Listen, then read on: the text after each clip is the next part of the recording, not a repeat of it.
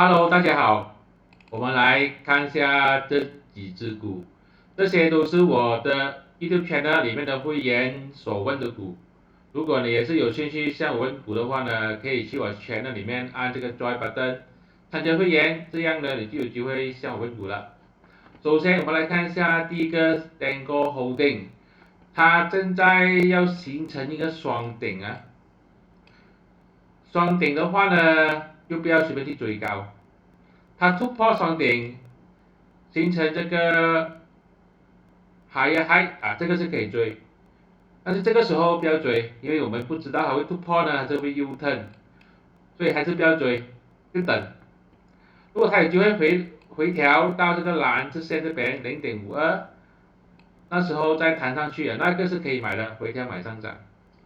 所以现在就看它，如果是突破0.58，是可以进场的。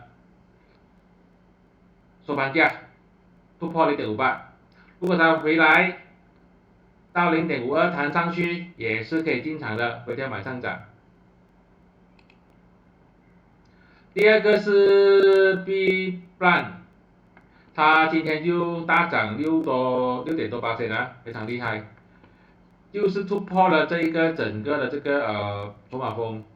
如果你之前没有在突破的时候买入，这个时候去追的话呢，个人认为就有点风险了啊，因为这边有很多这个支撑盘，买在0.6左右，他们可能会开始套利卖压啊。它的支撑呢就是这个灰色线1.01，下一个支撑就是 POC 大概是在0.975，所以最好呢还是等它回调买上涨吧。如果继续高的话呢，就是对你没有缘分哦。呀，如果是回来到1.0，或者是到0.975弹上去，这个就是一个回调买上涨机会。可以看到啊，它每次突破之后都会回来的，突破之后就会回来，看到吗？所以等它回调买上涨吧，安全点。尤其是这个底部这个支撑盘可能会开始套利了。National Gate 继续的新高，我在7月4号时候呢，我就说如果它有机会突破这条白线啊，那1.45这边，啊，这个就是买入讯号，不知道有没有朋友买入？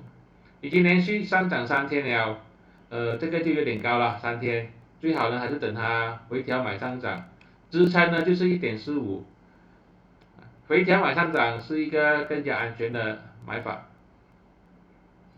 如果你是买在1.45，现在也是一样，看见它哪里有这个 U turn 的迹象的时候，也是要开始套利。